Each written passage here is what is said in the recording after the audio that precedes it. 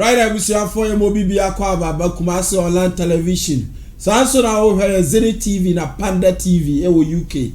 And if you are that, if you are that, Drew say dia, and some ekotre, ebetre ni abuano, the free Ghana, abluchimem, ni abuano de Bram. If you are that, Drew say dia, Jemiro, not na Kumasi online television, and Zenith TV, then some de bano, hey, and this is so. Sabra make say Kofi Poku abranoma Kofi mo akwaba na hoye Easter what dio Kofi last week me say you Easter me from crab you ya na ohu ya na me pack me bi kakra bi kra mo di Easter Unia no asem ni fie na dia asem ba fie sa o sa papa right now we have Kofi Poku no matene kanu tie we ya ba sesia hooray! Yenya no mabroche fue.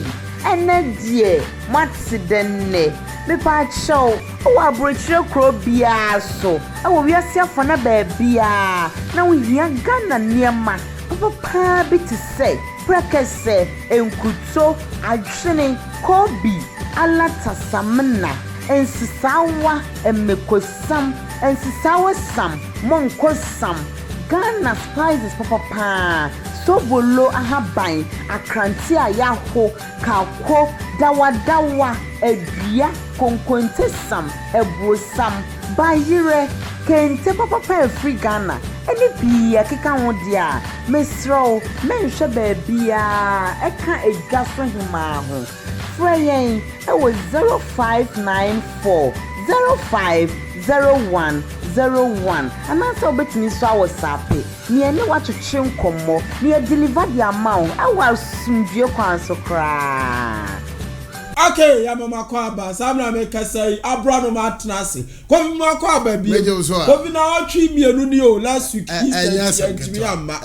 na matesa na unu production team de wa mo press wo echire ho ehu bia na asi Kofi Poku Babena wasena mima obi bia akwaba ya say shembio o say ni edi Easter kakra sa enti eja omuso ni Easter ba ya sa bio na wonim say week ni muni ni nne no ka week ni ehia ya ensama hudu ake e broso ne nyasam keto ensama ba na week we asaba beto so they just imagine ensam do say ne bebre I have for ne tifo in fact ensama si sa Kofi Poku God bimpa Kofi bia na asi mama mfa untu fa enko ye ankasa yesu apon K University unze ho na we school K University there campus ya na asi asem kase yesu wo na obi be kase K University there asem si na say students e bi na ho aka ampa students ni bi ho aka asem si bi our campus na how they say security tight and then security tight accident intimisi oh dear accident si emanipa be miensa afrimu ya KNUS students maku miensa no they car na moto omo de car ne dam na campus the security ni barriers wo we mirika ben kwa no mutu no ha me say o atimi akotoka ano fa be kire wo foni nu no he because we are asefom nemu de ma asem no yehu kese pa ne say MP kese ba ko bi NDC MP ni baba ko ka ho kanan our campus ya KNUS campus ya asem no make Kofi Poku Easter ya ma fi wi na the other say me ma ka cho say nsemu a asie no eda ho ne nyansam ketwa but I remember good news ba ko America we fa we ni sha ase a me say students mako miensa separate accident o campus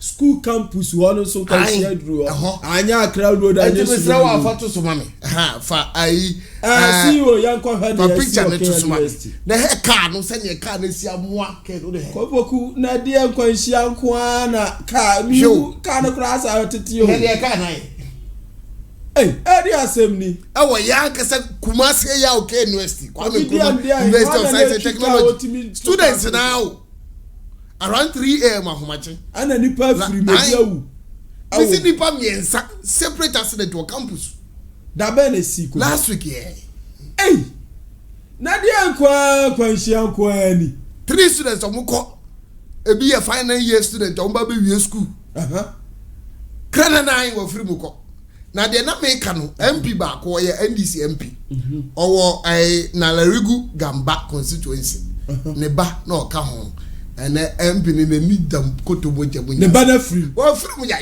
no tika ni mu bi hey ono so ko asaba si wa campus no ayawra hosam campus ya ara ho campus ya Easter ya ye di ai Easter ya na me to so akobani mu accident ye mu a amefa wonko ayi anyan kwanta nso wo ko obuase kwan so a o say e be kwai municipality na last week ya anso so no one day o me dey be keje 3 days 1 day accident mako e9 ena nipa mako e9 esu ofiri mu a dodo na prepra asembeni anyan kwanta ye obuase ko ma anyan kwanta na ka pempem sa anya asam gejo eni pa 9 day omuko emu dodo apra ne yentumi nkan wa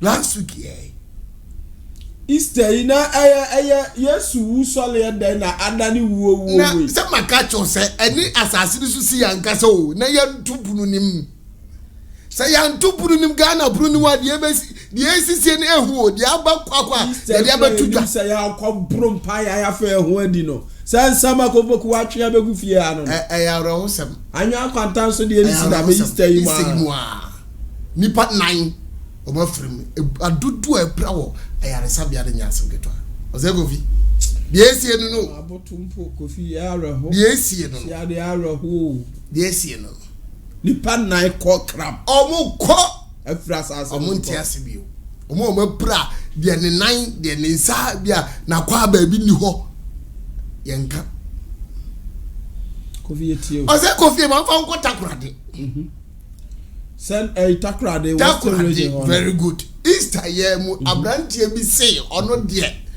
wotnasi di nkyire edi mako esa nkwan a won pe nti ono age ne krafri ne nsam de ne ha no otro no tutu ho se de ne ha o say o wuri de nti a asase we so otnasi ni no tu no e ba cho da ita o ha fatu sma first one na chi ni pa say ani o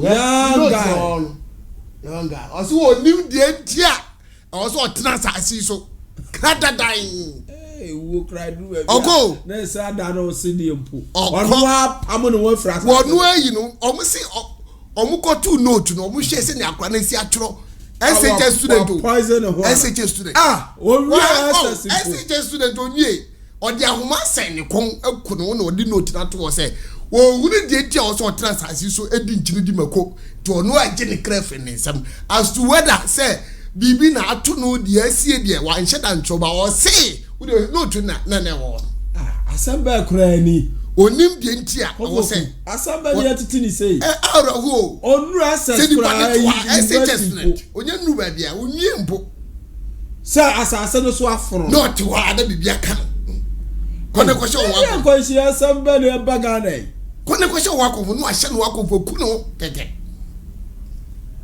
ko fu asam ni sei takrade da ba no na o chi mu wi asenya do yanga si asase no so aforo ku no ko na ga se yanga ngwa na eku no da bi ti ase mpoko foku o ga se yanga ngwa amfa ko northern region lady bi so ku no ye teacher ni ya post no akwa kira de onu aku no what the support sen no o dem aku na de na baga na o si onu yo bi a on shedam bi enti atofu a prophet papa okay no atofu afi we you no atofu ya raho sem say the others you are in confidence ko ese ano po mo hweye ba maboto o ntimi mpie afi ne namfo no mo no mtifie ekohe o mobopuru mu a onye so o mufra ko no obi amfa na o mu rachi ye kope a police wa chire kwan de carpenter be bup no ko he ye wa ye ni na dia na ha nipa ye wakunu wonya enti atofuwo na atofuwo afi we atofuwo ye ya radi wo ye bobo na eto de bi a medwene ho a menti ase ase the way a ewu ne edos no sa last week ni mu no baby ti se kasoa de ho nse mo amede ba Africa so ne nya asem keto last week mami cha se freeway abrante bi fra brochira ba no akọ bank kwa akoyi ni sika sebe na odi abafie na eja ombo atimi de aye ntoto ye kama abrochire fu ai ko vi mbeyem program o fa pressure beto am so ma mo ka se ga na ye na ato no ko yi sika di free bank ko yi bie ya pam rante be mienu miensa timoto so ka munyi sika na munkoi eno ase di tu asi abrante so na wa boni tu ko no awo Ghana ya ka so a abrochire ni boni tu ko am free abrochire ba Ghana o ko bank ko yi kakra betafre I know the more video. Yani abrante bi ana wo edi nkobo. Na wo kire senia 76 ye hwe video ne mra sisia. Yeah, Juma bi na opeka e dia ko babia na esese wo pro. Nti o ja na ma be se ni na teso. And another motor so ba ya na motor na be mienu but na ni pese so ye 4. Enti omo approach papa ya ogina bus stop wa wo faka yi. Na nkomodi a omudi ye de nya de obi atimi ye omuhu ya ne se brown envelope ekuta papa yi ana yesusu se tika na wom no nkofofo ye ba ne so ya yesusu se omoye akwamporamfo yi atimi adisa envelope na e ba sa no omosa twi tu ye peso yi bi e de bo papa ya samre ya me no kasa yi watwa nananom ewo ensiedo na e ba sa no sprinter bus ni ena police for ba ya ye de ni tu mu de na rashiko Winneba Trauma Specialized Hospital enti encheye ena ye pronounce no te fe watwa nananom na ye ne adehie ni bia wo ho twetwe nkomo a ye bita na we dia ba ne sen ye den ena edi mu kire se omo ni mo wo ho na mo hwese ne asen no efi ko ye ene ade a ebi kire se nipa ya yakuni ya boga a watu abrochaba ena wakwa ko yiska wo commercial bank e wo kaswa enti obesi ya na nkofo no erachi na esi akwese ade ana ye monitor no set emra wo ko yiska ni nyina no mo monitor no to bedru junction no so wo fa ka na ya jiska no asa boni tu aka ho right abusuafo kaswa nsama sisi boga pa waba oba fie ye na asan a abeto no odi for patafo na ji so koye mboa ezi do ko twa tekita baga na ro afro odi for patafo wan fa kra de send the message na ezi ade ko na se makacho se last week the videos de papa na mabi fa unko Ghana ye hospital ba ko ye jidi de ko lebu ada se wonyinya wani bizi na bi honsam de ko lebu de honsam susu akra nsam na bisi nyame nko aden won se wo woda e ma no so mu ko wo a enkura ne de omukoto ne ya hair prepare omo ansa ne de omo abre omo maame nom na eja omo ayeso galen kola ne ya ansa ne de omo aba no eja to kofoku na dem ala se kola omo ni body apawi asefofro asa me na ya na me ko fa asem na ba eja to sasa e wudi e no asamiti eja to homa de na wo wa omo ye live video na ho ye se yan last week yem hwe se ne omusi ankura nketo a omunim bone na ye pia omo pentam de omo akwa hye ba bia eja ne nka omo a eja se na homete enya asem gitu ola welcome to Ghana yenya hu free ombetu ya hospital okra ma ehu awia no eja koto mu o de na nkore ya ye Ghana de dia asem kra na ba Ghana ye nko video de ma busa for ye hwe bi na I'm live in Kolebu. There's fire outbreak over here. We need a fire service now. Take it up. We need a fire service now. Wait, take it easy. Live here in Kolebu. The fire, there's a fire outage here, so we have to evacuate the babies now. I beg you, if anybody can come to our aid. We call the fire service, but they are still not here yet. We are evacuating the babies now. So if somebody can come to our aid, please. Please,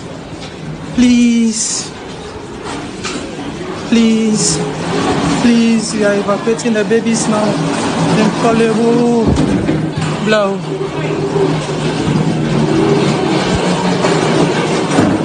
Evacuating the babies now in Kolebu. Somebody will come to our aid now. Please.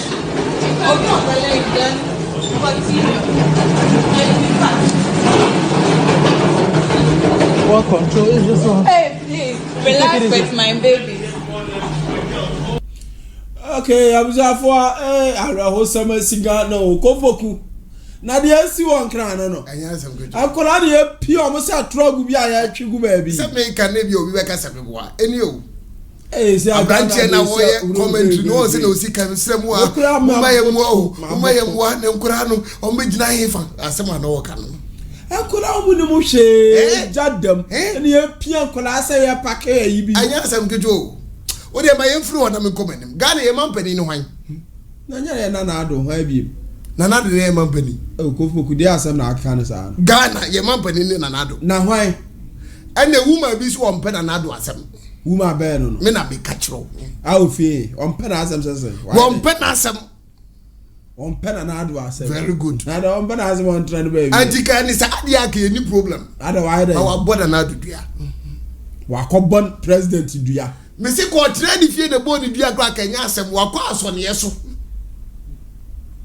Kofoku oba besia ebe nanado ni nam ni suma so eboni dua sa nanado ayi se kai wo no na ni nyina ni say ya hensam according to woman o si ni nua na wo so odi hene ana nanado di na no abatum na ye de akoma ayi okuapem hene nanado wo si hene nanado wo si hene ari asa ni nua na awo so mama bagana ha se o si nanado nsa na se akire ena ye ni nua na si ncha ono na adidie ni fata no ye de akoma nipa foforo ena nipa na ahenie no se wo teso to akwa so yeso na ekwa ofa so boni dua no di naked the boni dua mama na pa boni ho de ja naked wa boni dua ifo fata fo be chire yemu na esa mama na odi o wa boni dua o aje se me bo o Kofoku mama na boni dua esi wai ai isi ho onu ana na do na nchi ho no krom achim ho na abodi ana onu omode hia no okobodi dua wa bodi dua na se no si bodi dua na be ye ofe keke abusafo Kofoku nsemu dia me pebia ye nko hwe bi mra abusafo ye hwe bi mra program mu ka usha we ti bra ukra be ko we usha we ti bra ukra ebe ko we ti ejo mu na bra ejo mu kuntu musa ya we ni fasika ni si ni so 7 times ade na odi alo ye bi ho fasika ni si ni so 7 times wana mpaise wana mpaise na o pai esi tu boko ade na odi alo ye bi ho ade na ko mu Transmami. Men she usha we ti ba kra ba ko ni ti. Transmami.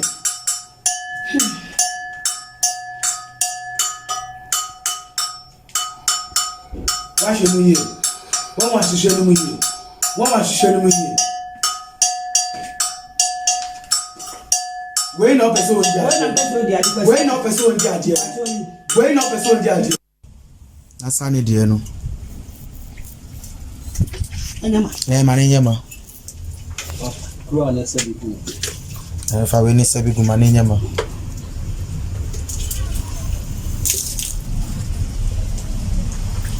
Kosiano odi beko Kofoku afedi ansam na jimi nsamo kofi na dia na mi hui ade osina na do pa bone ya ok de oba no na mo ai oba no ni di ya friend no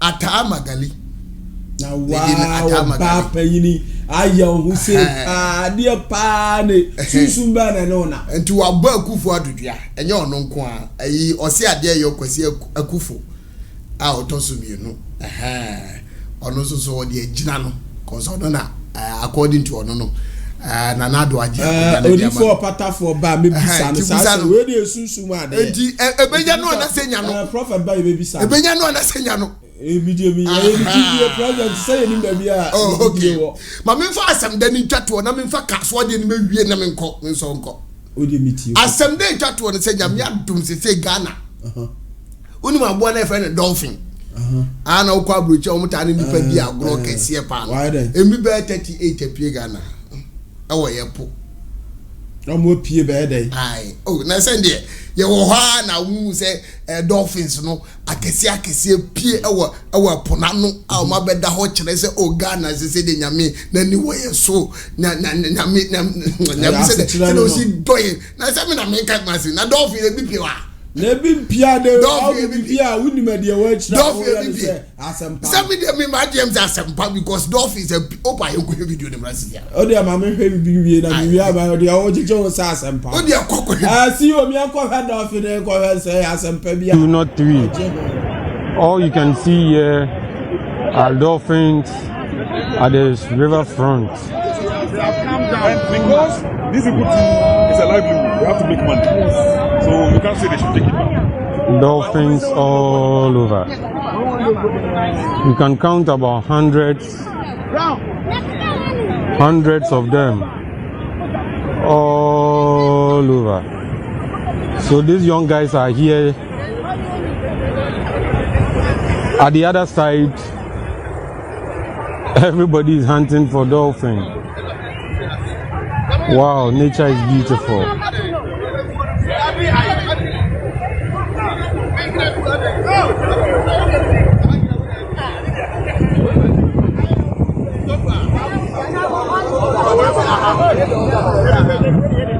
So this is what is happening.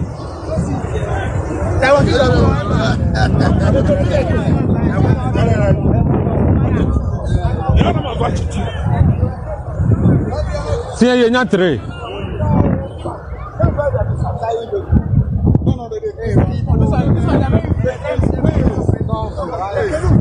All over the place. Some have already used the pragia to convey their catch out of the shore. Others are also thinking of how to transport them away. Wow. I'm told this is the first time they are having such a massive number of catch.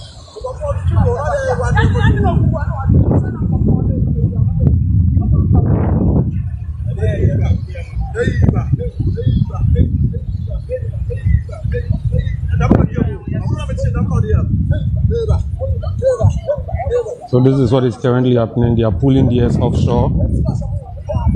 And I'm told the smallest among them would cost about 1,000 Ghana cedis. 1,000 Ghana cedis, like this. Okay, Abisafo Gofoku na Nsama. Last week Easter ketwa ya edi ye na Nsama esi wa Ghana ano. Kofi na mwa de say mususemo. Na ozi we nye papa.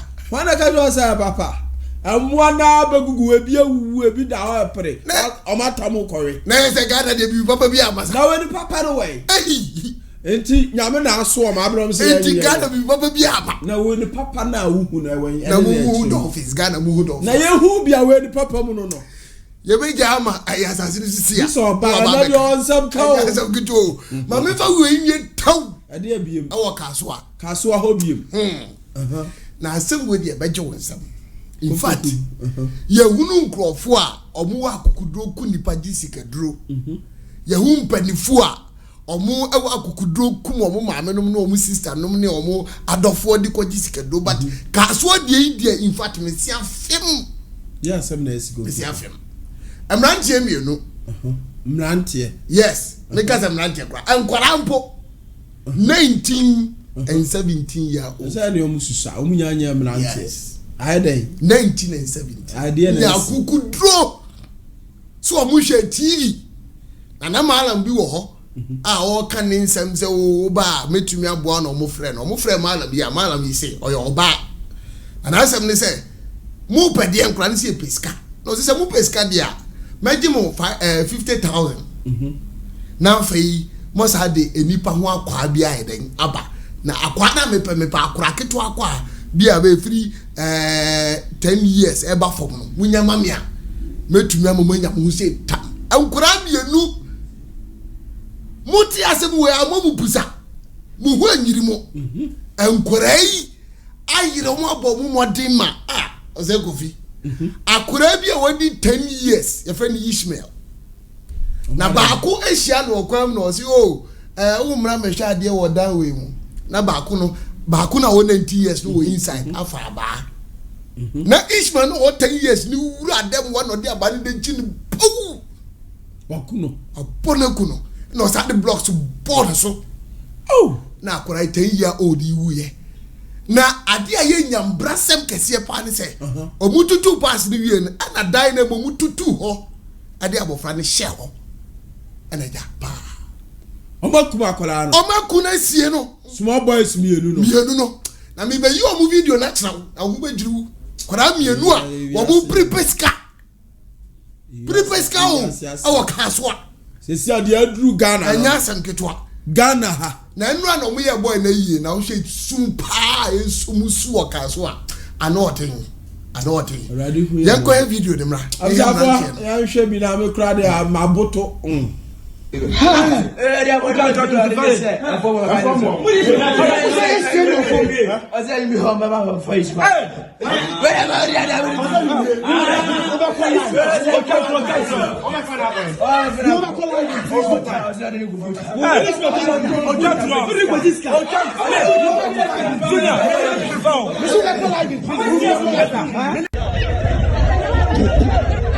These small boys one takes it can do it.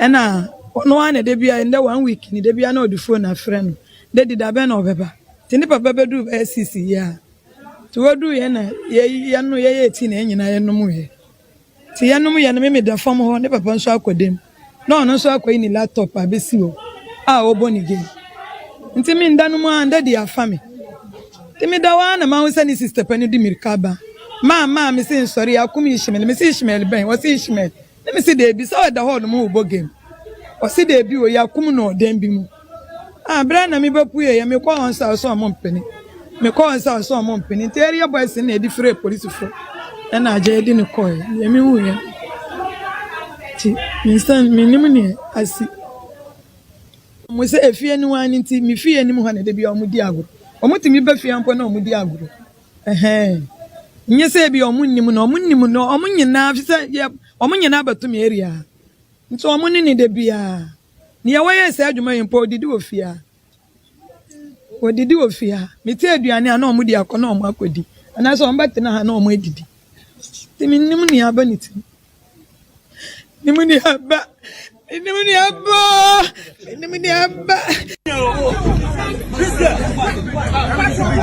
wutu kuni pa wani ye Usafo sama si wa Ghana hanu no kofu o sam no dia ani susu su kono mam kolanketwa o mo anim ni o mo yobia bia o mo ko prisika na dia ba Ghana ni dia ho kina nko na aba Ghana ha kofoku ya na so we do si akra de wa be se mi dey no mo hwe yina no ya da maso se de bia munya bote na hwe me ra ho mintimi ka se bia bi abuzafo kofoku na waboto ono ana kwase sare nsamba ya fe kra de rehre akutano waboto o ne fia na kofi adwobra o emfa ba bia o no difo ha oni sof kofi montra ya amame abuzafo tie we ya basesi a prophet opata for asase anu nansi ano ewura studio ha tie we ya basesi a Odifo patafo obubugu odwiriguo bubu dagadigi krunchira nansi bra na konfreta frafrichi freche menfre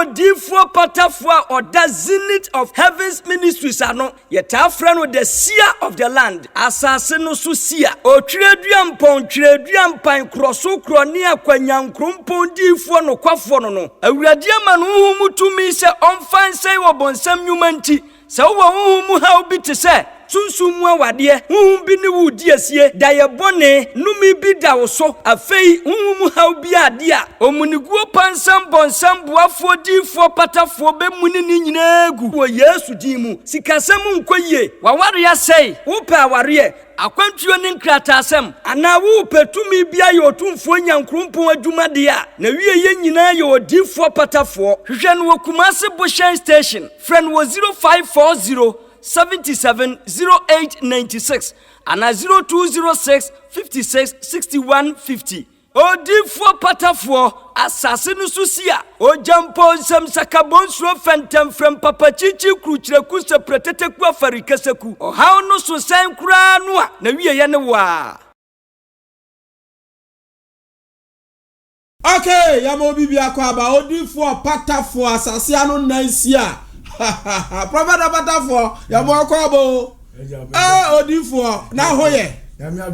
Last week here ntimi anhia ekodi Easter na nsama kofuboku di abenedua no odifo ebi wo ha honsam doso omo ye kanchi bodua bo president dua ankola ekopesika osina na ado ade ne na anu akoto omobusu ansem ama konwa wo se ono ne de hie na edi adane akoni pa afro ho ti na na ado de oni ni emmo ani sreda to the start so the na kosusum o konfo se onku na na ado wadru ba bi a ma me na badaja o kanchi ne se ka wo na na ado mfe na so odifo patafo wa susum no ma na yesi adru TV so we nka ye no nwuram ye no kwaye bi ma ya mfie ni hubi sesi akra de ye kuma na camera sie so prophet patafo ba bi abadru Ghana ha no ni ye ni no he prophet patafo omampanyini mu a ye twa sika to abama no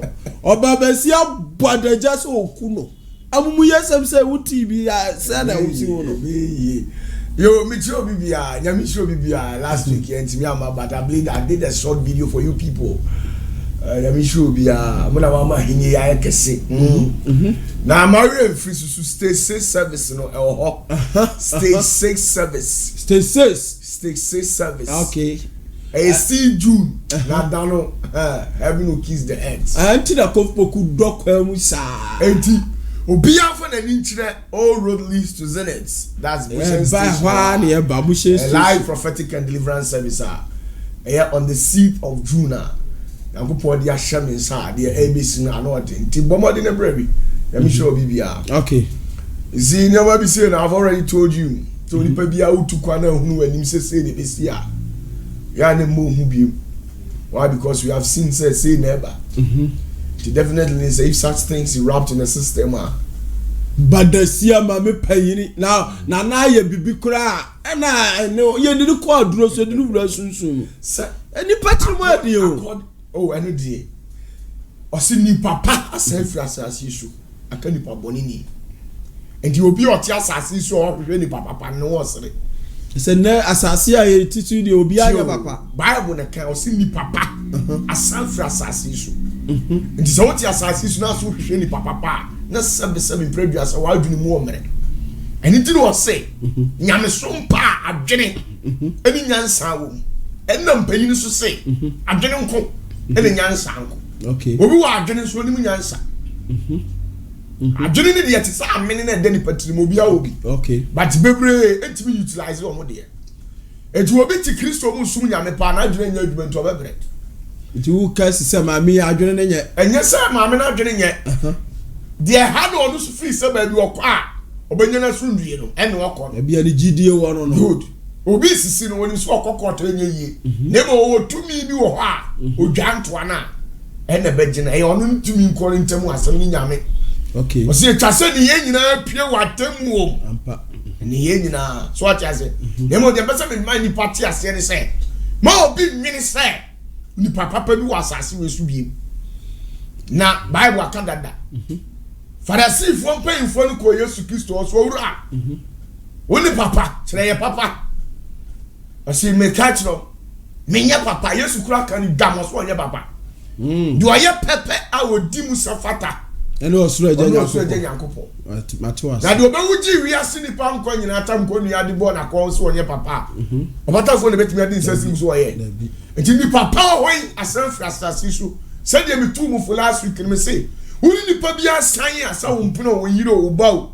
na wadwene wo nyedu prophet opatafo nya no nko o they see a dolphins amoa ye gu apumu yi enu achi ya da sole ya easter ya o apa yi nzema ho ba bi omo be gu puya no bebrebe be over 50 na etimi sisa prophet opatafo etimi si na emomu no amoa sa ko kusi ya ye nhira nya me cha ya na mawe ndika bi nya mo ntim fa nam kesi esi mamu sa ko bi dia na ni agi a owuru ni Samoa no ye moa omo no all say emoa no omkura special niema bi abilities bi a enipa kura ni bi Samoa no yes okay omo ni nyansa che enipa nine omo kwa ne moa omo echolocation system the dolphin okay omo ne moa omo adwene omo timi su omo adwene omo cerebral capacity omo timi su up to 20%. What you say? Nti Samoa no ye moa bi a omo adwene mu do. Na as to so metimi abegu empoano sa ne de. Well, elbia they lost their path. And I say ensu timi yiri ana epotimi yes. Epia mo begu sa te. Na mo nko basa adwene bia nka omo. Adwene bia nka omo. Sometimes there are things it's because of natural disaster. Sometimes say asase wo so timi si pum. Yes, asase wo so timi si pum. Na asase because of volcanic eruptions and now asase wo so ne si na yi o ma na apu o ma begu ekwan so. What you say? To be say ya wi anya bone. Enya bone to onipa no, but me personally need the bibi sa me because me won say me perfect. Ma ye kopoku to be bibi. Kopoku betimi a based on one ni belief. Oh, okay. What you say na ni age pa say nyame aman na.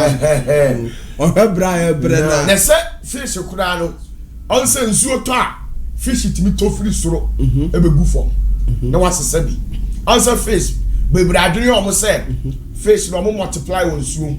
Yes. Ebinum tu nkosua e multiply but enam no say ye warehouse kese ye was ro a ye bie minimum free soro ebegu pu ni so nam na ye wini na koto crab koto de omu nyom bebre free nsuo eso na free soro nyame hwe omu nyina free soro gu nsuo ni ebi wo kra street say no mo hwe gu omu no mo gu oh okay what you say tia no kopie so na ofa no boni bi anim otim koyi wa de so what you say na ba ko aba do ho asana mama wa bankola yi so reach wa se ne de na so na before nkola no e wo na abaye stage 6 okay abrochire ni bi aba ma tuo bi asu no aba se hu bom do na abodin ba no prophet opatafo de na aba one is very tight security near tight because we have police personnel security sectors no because right in front of police station $100 and you born in fin dollar near fabra asori fi obodin dia obi obunya ba opatafo obi timi news ka o edi na hu ni sa no one day metro odin ru tumi odi akiri okay what you say okay obi timi sisi untina anu me na ma obi si ya wo ye baifo wanya ba ye nya bibi officer me penny nipa wo ne me na mo nya me honhom tina so straight obi timi fa bibi nsie o e dan ye be ye kire o anadwo sunsun am wo say nipa na ane ne nam e say etu ni opatafo be nam no obi say e na opatafo na masa onye nipa papa o pa bono mpa ye yie na bom so mpa bo sese akiri no onye papa enti so obi ba ma obi aye ne bone ne de batch de ye state service obi antimi 6 June ya ogu atweye ye gusu aye kepa ma wo say soft coffee ho wo so tatata na bra wonder so obonye iso asembesi asembesi esi odi for patafo ane ne soft bayi odi for ya ankola idi amumu yesama ankola 18 years 16 or 17 no omtimi kuma abofra 10 years ya ni ko pesi ka rituals some penny some say kra many film shadan tv da prophet opatafo Ghana baby abeduru no you see it's a sad thing and ya my dream konyo bebre so but there's a lot of mechanisms involved when such incidents do happen nkola yi say yes there's a lot of mechanisms mechanism one social influence maybe you are omote esuni bad ben and I was some mantem hofo ni mu serem kantima se a sometimes no yen yen systems ye way a yen oman no as in general ye nioma it can lead to that. Why am I saying this? So oman no ye timu no so oman no enioma nkoyie efiri aban mu a etimi masa enioma we si obi no ka say ye den ukire mu say bi kire mu say so onipa ti oman mu na so wonya aduane ni na ne ho kire oye bibie nsi eya amuma yemfa ya adwene emposi sise nkwala no nko anti na empayinfo bi so nso hyesuma so omso ye saane eya nkwala no nti ne yeka obi so ya che obi akuwa mu ye ni wan ye se kaso ade be kaso ade be kaso ade be nkwala bi ayira o ma yin say na problems only be say chiro enti a lot of mechanisms and the lead ya no bi de nyame asese onipa bi a me ni nyame akwa apam bi se urade mo obi madi mi opatafo machi na onya asesa bofo se de ebi ni mo di asofo obi achi a omni kwambo ni ade omo aja pade nyina na do medi ekura ya den no urade masa de ni bi ntuma brabo mfiri se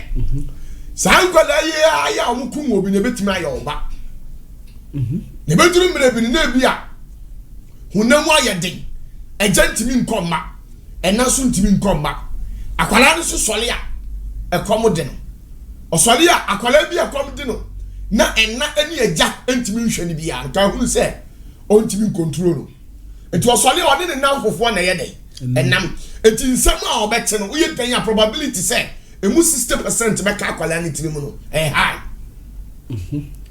so ati ase enti rewa ho owo sika ni nyina ye twa kopa ni nyina na ye de ya eye kom if say we so proper education when no other boarding house bi and other school bi mu a could you believe say sa adwene obetimi anya no onya krampa obetimi anya na mo ben and the two side ko etini nyina sometimes bad governance are your leaders your political leaders di yagum na hochire bi abeto ye maame so obi wa ne maame ewu anani papa ewu enti obi wa kura unse to get 3 times daily meal crying is very difficult for some of the people obi o did it once a day obi wo did it twice a day and obi na timi did it thrice a day na ekwojo ma yeto ayento ahuhuro de wo man mu ya hotere ye ne ma nkoyie so ati ase ene ma so a utilities ni ne ma wo se yetimi use nanti kama provide ye source of comfortability and the na yensanka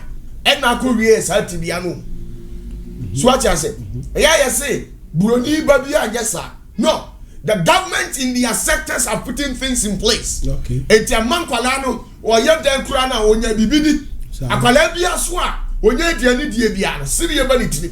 Hwe payini mpo se otifie na komodo na obadi wuro fo ho agbo no. Adimbo ni ba otiri. Eti some of these things ni nyina no enlidi. Yes, ahochire na deba. Ahochire. Okay. Ahochire asetena bia ye leaders. E di ya tum e na di ya brabo ko wie say you. Okay. Let me tell you the truth. Let me tell you the truth. Nuclear woman is say, Sankwala no mususano. Unim say obi anya 15 years, where you're 14 years, where you're breadwinner of ye. Yes, Ghana hire one kwala more 14, 15 years, sir. Omo na breadwinners. Omo na tikwa who ton so. Okay. No man yesika. Ye di bia ba kom. Ye di bia ko fie o ma me ti fie no di fridge asi wo. Mi ka se ko ma mi yare ne nase atatai. Ti akwala ne so anso na no gina kwa ho ton. Kasa e bon crofoma ye tin crofoma e ye rituals in land. And some of these situations are bad government, bad governance and they are too and leading into such things. So ebi me your breadwinners. Obi was 16 years. Your age, no per se. Don't think about the age. Okay. Think about the action. And the technicalities and the legalities involved in it. So what you say? Situation ni pani ade. And collect to every cross wali ado padu obedi ekurade. Me see I have been to such road before. So what you say? Me no me kasa right from a personal experience. Okay. E say my cause situation mu bi. Eda. Nyame na dombu ayen mu bi say. Yetimi nya nyina so papa. E mo nyankopon bu ayen na odi obepie be ni. It got to a point we were rejected in the society. We had no option than to sleep on the streets. Okay. What you say? And we according to how the street will instruct us. It was what you want. Obi one man.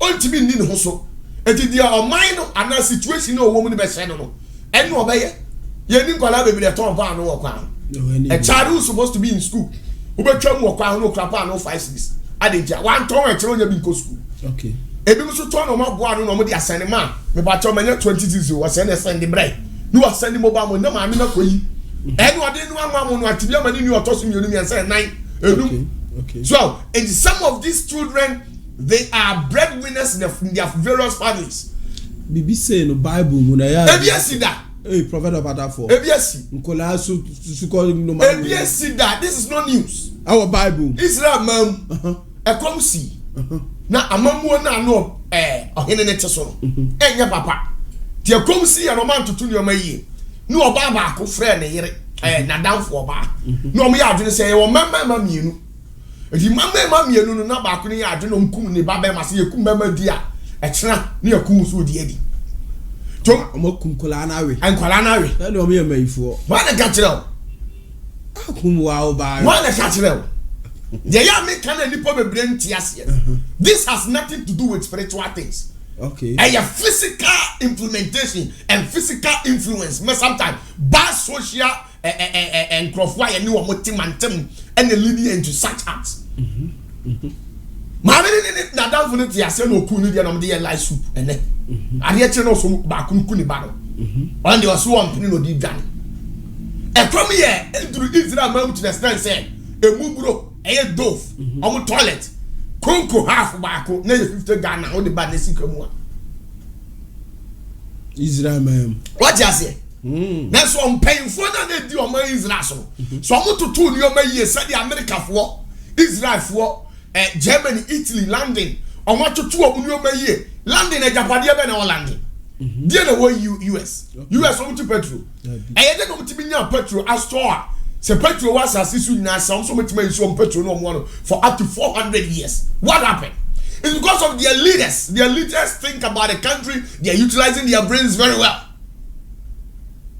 Yeah, and I'm not the country, madam, for me to say, in this African continent, the political leaders that we have. And their political systems and their gamings that they play, it's like a rubber factory. We only recycle them and that is all. 4 years so offer or say coffee or na bo say coffee time so now for be dibi another 4 years now me so mamba now so mabedi now me call 4 years now so I dey we only recycle them and that is all. There's nothing put to be no money paro. Odi for pata for asasiano na isia le dru fiada say ya to yen safre Kumasi online studio and will be yin samano amaye prophet of pata for ya do say that one the second Kings chapter 6 verse 24 to 30 kofoku we abro ya abro funo the way almost systems in city anything no say enya things are not put in place. I'm telling you the fact. Some of these worst cases would have happened. Okay. As a honor, I said to mu ye. I said to mu ye. Until I entity and someone to be me news. Okay. Because the situation whereby the government is not being able to provide shelter, provide food for you. Now, what the Biblia say. Okay. Now here lies the case. Here some analysis me wa. Who na kobo ubran? Who ye cost store? Who ye utonsu ofriji? She say no, your lighting system is a problem with it. Light burn now benya. Na dia koton. Ade to so a wo ma me kona na ban no say si ko wo de tax. Wo say tia tax. Eti wow, so tro bienu emani han. Oh boy asabra yensu. But America, yeah, the tax $50,000 for their company bia. Light in the day. It's so wait to be a year to my day. Atika, but here it's not like that. I brought to a bit because I make a crack at Tonsu. The Ojayan Michel, you see the fire will do light. Maybe I drew. I'm telling you the truth. Prophet of Pata. Me no Pata for. I was our go. Dear Ghana control. Say yamani amra. Ghana enye yo. Mimi so Ghana enye ye. For no cancer. Mimi for no cancer. Ghana say ye bremu na mo kono. Na mo betin some aburu say. Ajo bro. I'm telling you the truth. Ahemfo, moment to me. What's he say? Etinsia. Nu adosia, adonusia ekon. What's he say? Na Israel ni etwa mu ofo. Dabi. A second Kings chapter 6 verse 24 to 30. Okay, mamko abionu na ina so. Na enu achiri no. Syria hine Ben Hadad eboa ne dom nyina no Asia. Na ofru ba betoa Samaria. Na ekom kese ba Samaria. Na she. Waka won shemu ara di kosi se oton afunumu eti eje nyetabna adu owotwe. Ote. Afunumu ti no enkanne no nkaye 8 million. Ponkoti baako ekomba itomto ponkoti 8 million. Yehwe emubro toilet nto aso. Na emubro bini ya dai. Ebini. Edie na be mo nipa bibini. Die na be mo nipa kum nipa. Ahokyere ade sadia o man mu panfo na say akonfo omu di yani na they are enjoying life. Yet o man mu mama nya analysis enya Ghana ko. When you go to Nigeria is there, Gabon, Benin, Ivory Coast, it is there. African political leaders. Yes, say education is the key to what? Success. More my real school na my master's PhD degree na munya adwuma but did you study Instagram in school?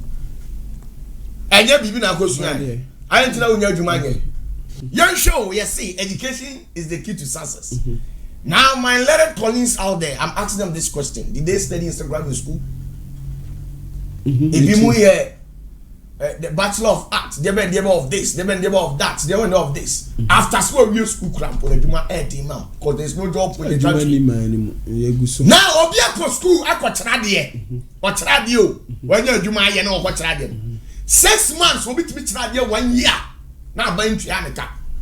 The pay system. The pay system, I brought you with the 1 year that you will be pay system. What you have number you more or they call Nidia for a pata for Mammy can't clench now. So, woman, you me and no one. Yes, I did Ghana and ye da. Ghana, I Timuno. And then the Papa presenters of one was some identity. Yes, some of them publishing bad news. And more presenters, media houses, no more some agony. Nayen, I thought one so yes, I agony. A mind politicians, Obias and agony. That's Obianian word. Obianian, and yes, our mind, and quite that. Now, no man park would do say. Oh, dear, and your car, you may hear who drew. So, you dear, yes, you may hear. So, say, now what on a Mubu Binika, who pay Namubako, edit the tablenum. Okay. Cap of Baku, quarter cap, toilet. I saw tea and I am for us almost 5 years. Because they were having bad leaders at that time. That led to such acts. So, we the African countries, if we continue to recycle these bad political leaders, these are some of the bad news that we will hear. I'm telling you the truth. Right. Because we are Otietiamu awosu. Yamu obisu sikasu on fan koye nimpesu yasu adwuma. Na nka akwala ne nyede. Em benefit. Well, this sikano and your money get at all less or them on fire. O pass and court. Ebi na Nigeria say Gabon say Rwanda say according to your busa question I had that you say I know who at once. Well, this can billions of music. What you say to a Bible also? And you see, now Israel ni HM of so. Or baby born say. Or baby boy hidden say. You are him. Buamie. Na ose. Say radiam wawa. Radiam wawa. Free him my baby. Free him my boy. And free you poribia ana insechamene mu. Rote. Me go fam wedding free so ana asase na me fam. Say no na okay. To aswe. And you know what? To aswe.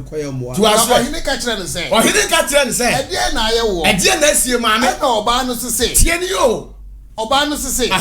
Oba yi ka kire me say. Fa oba ema me na ye nini na me. Oche. Na ye di me ba enam ochina. Oche, ye ri un ba ni na me ne etna ni ayo oba no so de ye. Na ye noa me ba no ewe. Ye de endai. Ye noa. Ye de amna. Ya fa ni pa nye life. Ye de life. Some of these things are not news to me. To aso me ye dey. Ade chi ye no. Ade chi ye. Me si mi nua ba yi so say. We. Fa oba no bra ma ye nye. Na ode ne ba no ahinta. Okay. So on the fan de ma. O de ma me nya analysis we dey ase. We so me yankwala 15 16 so say me bo. E no ma kum obi so mo de koje de ya. Sika. Sa asem ne mu orem. Na de ono awo ne ba akọ awo so akyem no awo na ekom ti wode ne buy life soup. Sa asem mo mienu jeje na we de mu oduru. When you no animal jaw. No animal jaw no ade na say community. Community. Na de ono. We kra de so nim. Onim o mi no fe busia. Ono ya de bone kra nka no. Ato ase. What you say? Kai na mo kra kwa so ba. Ya twere di mu nyame nai. Enu mpo obeduru kokko wanya accident. Kai na ba do nyame nai. Ono wanya de accident. Na kai ya twere ni mu two friends. That's all the other. Suhukro no. Juanu ya ne ba. Ne ba po no adina life soup. Na the only no. Na the only no. There dey see. It is a young put things in rightful proportional order. These are some of the news that we will hear. I'm telling you, because the youth are rising up, they are coming, and if we are taking very good care. What we say? You are branding youth in a bad way. Because you see how Musa was saying. He say, "Nipa ni we school. Ebi ane maame eti sabi kron ketuwa me ne ho kire no. Atete ne mo wure mu ato no kokoro nyina no de ayede. Then na best. Ojina best we university, we so adwuma onya den. Onya bi nya. Share the kind of pressure obekom. Etu fi so maame ni beto koso ata amane di. Dabi. Ye de we university mpa adwuma nya de ade ebiem. Ene ye no kure. It is so big to the four. That is why most of our youth are turning to be scammers. They are turning to be scammers because in this country, when you complete SHS, that time now we catch was here, Papa. When you complete SHS and university, your first your masters or whatever, it is then that you come to understand why in the national flag or whatever, it's the national anthem. No, anthem. It is written in it. So God help me. So help me God. No. Yes. Who we school in area? I put who qualification met my adwuma ye. You say nyame bam. Me so we Ghana who we SS we. Who pompo your mobile money vendor. Nyambe ye. Who we university first degree we who pompo be na filling station abubu petrol. Who pompo master obey mobile money vendor. Kwa unya bi ya. It is nan mo bi be can say bi find the first degree okwa adwuma bi mo say bo so me obetua 2.8 na say ne dia be ba kan 20 cities na 300 Ghana. Na very di na me raho eno kura no opa bi aye no wa pa adwuma no for over 6 years onya bi nyam say de enko applications are what no ba bi obekọ so man option he say the aye no e give and take any ha he say manager no do homa no ansa no wafa Prophet Opatafo bi so say eye TV so ya asofufuwe first cabbage sika na malamfuwe na esay enkolai oboa Prophet Opatafo. Let me tell you the truth. Go to America. America who are sharing. But you American got talent. I said no ye. Mama tell what there. Some America. I say be kum ni pa. Na botre. Ye wo magicians e bi twa mo tetere ma. Said there adro no asade atua. Wasade dey. What speculations now think say o mo dey circulate around. So no enka say fa be jiska. On gas be head now nipa no ye sa me dey no ope. O tira say wa be. Oboa. Sika da so. Sika $1 million da so. Ya mamu mfa bad news nkwose ba bia o. Mami katro. Alexandra Cobridge of what Santa for if one. Bad and if one. If you take no da so gina ko misri mu a. Ye wa fa se bi o heduru ha. Nkwala o mami fo mpemfo obi obegina ho no. Na ye dede na magicians obi kum obi ti sacrifice hindu mu. No amoye na ni ho dada. Na ye dai no mu ye no TV so. Radio na ma. I don't know what you say. I won't let you say, Master, Mammy can control. Say, yen, I saw one can correct media for one can correct. No one sit about. Oh, but he said, be our bell. So I will sue me back. Maybe I may be worried. Mao, her will be shame one so bell. Say, color, they will suffer. I'm telling you the truth. Why? Because they will grow and meet us as how we are suffering. They will also suffer the same thing. Because leaders now will be a son. Or we need to your papa be fan to walk. All right, abisa for Prophet Opatafo na maten nka odi for numsuo na sama e be sound also. Abisa for we Kumasi online TV, Sanso na Zenith TV na Panda TV na ye fiada medical kasa sam no also Prophet Opatafo wanu munsuo wie de tosu biem ye. Last week na ye Easter nti Kofi kura pam ye sam ye si ha. Ye home na ye abre afina so.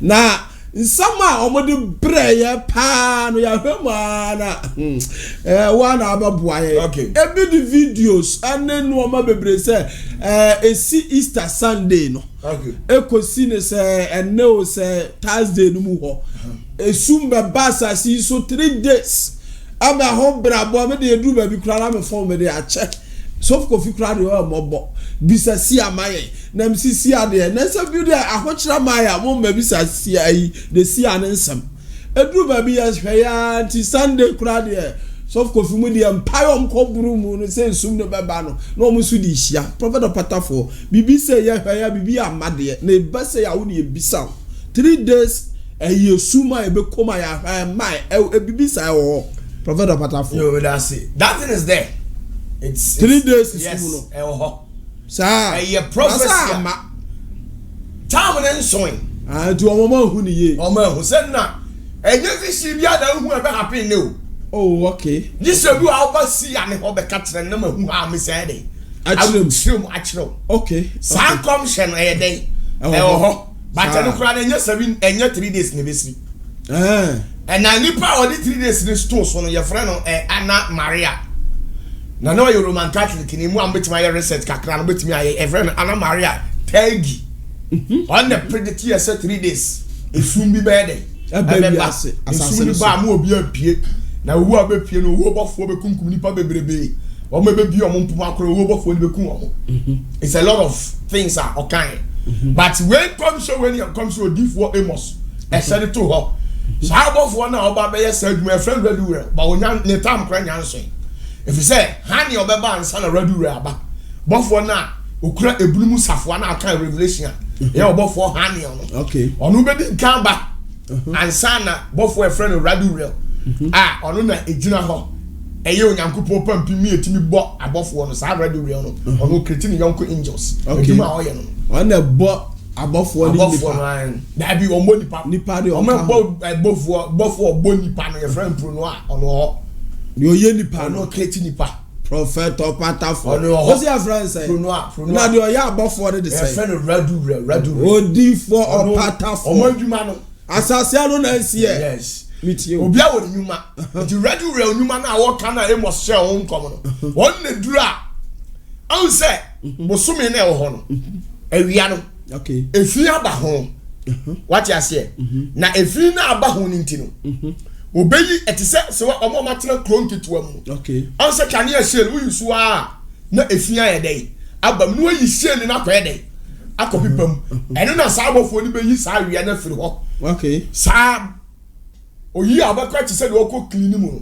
okay na o clean mu a sa efi na aka wia ni nyina sa nkofo no ma fi ni nyina ba ni nyina okay obe clean o ma firi asase no so yes obekum sa obekum o nyina firi ho no clean o yes obe clean o nyina firi ho omo ma bodua wo ye ni category omo ma bodua omo ma kan ntam a ntam no mo ani so ye ntam hunu okay sankofo nyina oba pipo mo afiri asase no so ono ma ye bone encham fatani sa ne ma nyina na eja ne mfa nche wo mo nyina sa ready be pipo mo na ansa na ready kura be ba no e ya temu onyankopon de beto asase no so sa enam akomako aduonu baako no na 21 days na sa bi ni besi okay a total darkness we are in time no emre ni nana ha se sum ni 3 days kura 21 days aya be kwa sum on be boss asase nyina fo on be cha asase mu sa miensa am yakum mu 3 oi dia ba no na ka 1 enti time ni ensu na ansa na ebe ba no eye ha ne obedi nkan ko bie ebunu nu mu bofo no eye Apollyon ni Abaddon am o ma ba asase so de san tutu mebe na be wi ansa tutu mebe na nka o mu ba na Mama ye ho adwuma se so spend yes.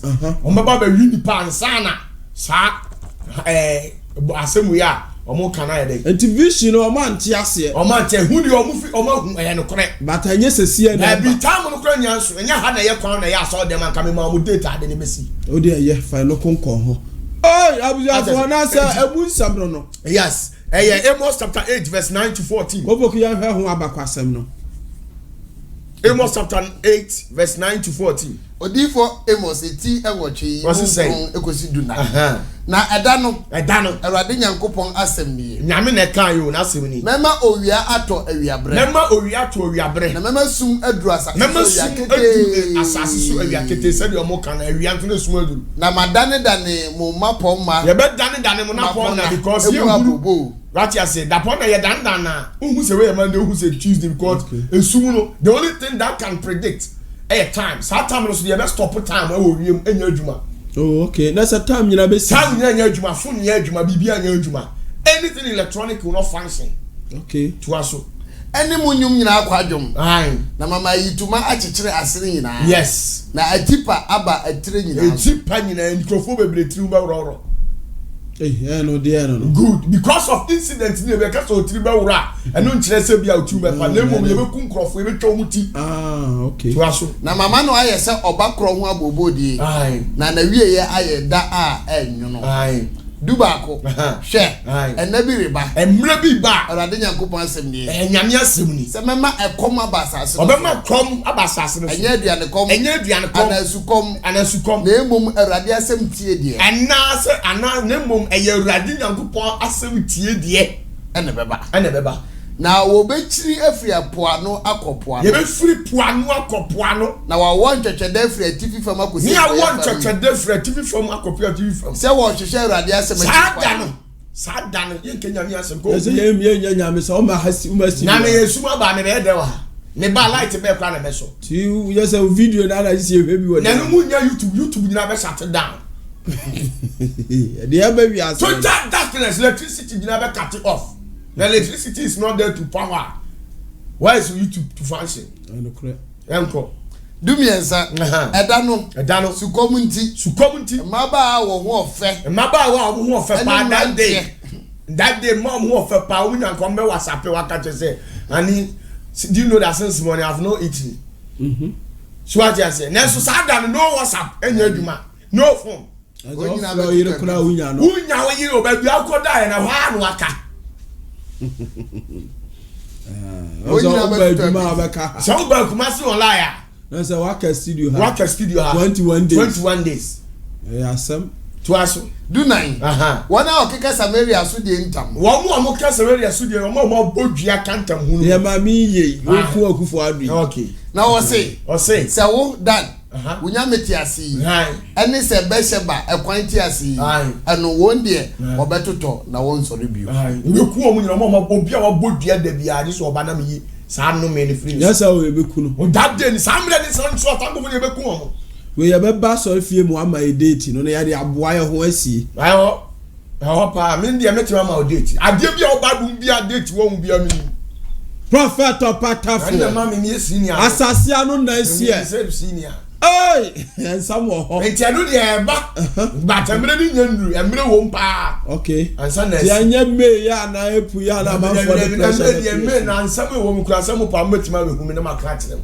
Prophet Opatafo.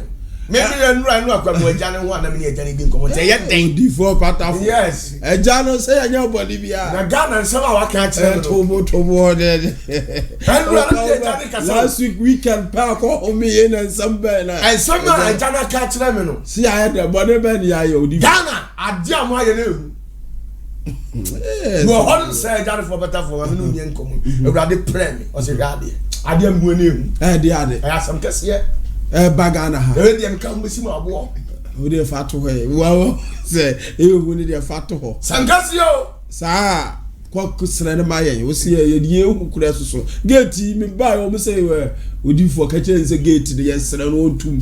Kofoku se wo pensam ati afi kura de o mo fro ne bi kro ntimi nko.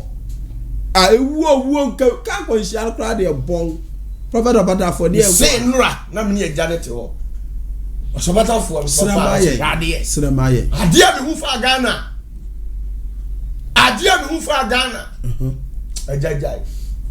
Prophet Opatafo. Na wo Sinamaye. Wo na wo si ana wasasi so o. Nyi tie de amanfo ka o.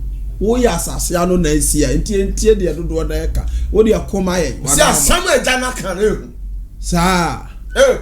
Right now we have a Prophet Opatafo no matter and can do say ya some no okoye na de obeka gu ya so nti ya na kure ko bisa no abeka nsem bia Prophet ware tie we na abusafo Prophet Opatafo ya mo akwa babiem Easter ya ka sa home eja na wo ha asoli fie na asofo mpanfo bi no mu nim sa wo beba okay ti wo mkra de wo mba fe life wo mba se ka Easter de yenya kwanya na omontena wo nche ha emisa no ma me ensa pebi na jemre afia no aso Easter fa samaye but omba CEO ye se odifo home edom gu ne so kakra enti ya de wa yi bitu akire ma wo mo okay na nsam no ya je CEO si mimisaw ya nsemfu am ya nsape okay ya pese wo yi ano ma yen minim se de omo oba bi omo tie yen aha prophet anya abende mo vancha se la sukumo anya na misa no prophet de di kan ya se one ye bisa o se Judas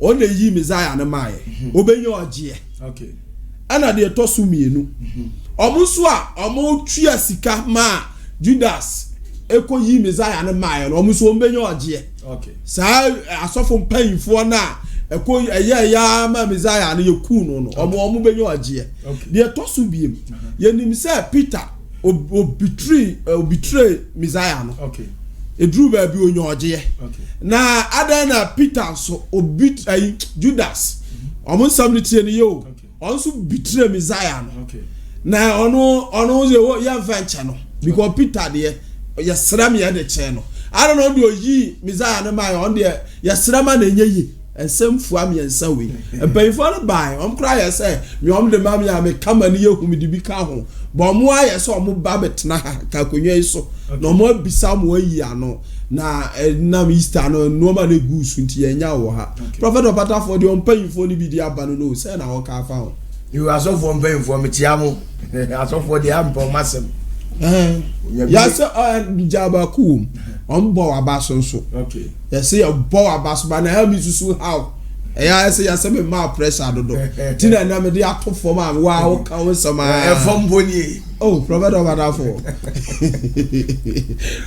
to prophet ya me just you be ase you see Judas nan kasa no ni wo no wu ye no e wu a password da so yemi so nkere nipa Judas wo ne do password da so yemi prophet of patafo many nipa ba ko pe urade she da frame kokom ka kire me say Judas wo no wu ye no secret wo mu on kan code da so password da so on kan kire so fu bia wasasi so enti de ya tete so yi Messiah no ma anya sa I know they are normal na matina behind the scene there's something very deep about the secret of Judas Iscariot yetio any o ma bisa pa yetio prophet of what you say na Judas there onya heaven sa na jana ka yes so onya ogie onya heaven ho na so o si Lucifer cross achira na obenya ogie na ada na Judas ye onya ogie good mekire wase mitio wo mo atwi Yesu suntonto o mo bu no bo na senua mu nyina benya heaven akọ asofo falasifo no a mo yi Messiah na ma ya mo bo an police fo soldiers fo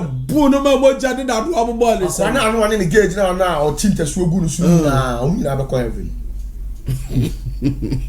Odio mitio prophet of that yetio okay oni pa bia ntie ni esi kuto bia ni emi na metinya kirew se jane na dia mame na me de mamo mitio Judas Iscariot no no ote ho no nipa bu nanimu kekese we just normal Judas Iscariot ba Yesu asuafo ni nyina de ne wa ben ni Judas Iscariot abe kwa be de na ordin anu o powers o spirit what powers Judas Iscariot na Peter ma mo ahini ani si o mo so no nya o na Peter na o mre senkanye Yesu a anka Judas Iscariot no ono o so be si na ahini e won so no me se o me nkasa so fu mi si o mitie o na ma me ntire wade bi tamu a Messiah na ba asasi so anse omo na so wo soro se me pedo ba asase ne so akowu age asase ne nkwa na okoje asase no na empofuri mu ho ano asase ene osuru tai din okay na Messiah no enko a ene sori ye iti Messiah ne sori ye afu oyi ne ho ma wi afu se obetimi aba no now satan no I said David why you be a reincarnated person a mystery and it will be any menim David didn't come by reasi pen prophet patafo me say so yi ba kwara na de fufra sa tio David I didn't come by reasi pen ba reasi no and then later metro okay David didn't come by reasi pen and woko and was also for soro and was sane ye okay esa betna reasi a okopie free Jesse abuhiem I friend David na tamu a Messiah ne beba asase we so no no motena aso nyina na osoro ni asase nyina ko anu benkrum ka se omra no okodi David fie nansa na okodi David fie nansa nansa no so ye na obeba no